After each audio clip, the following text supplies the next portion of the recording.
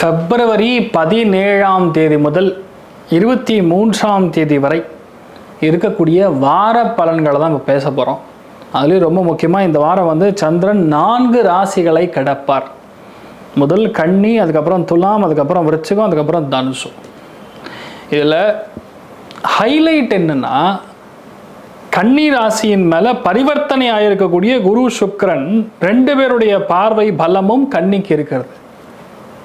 அதனால் இந்த வாரத்தில்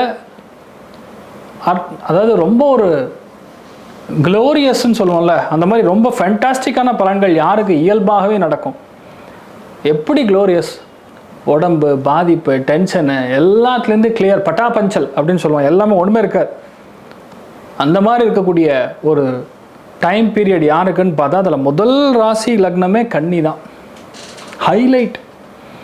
2வது மகரம், 3வது ரிஷபம்.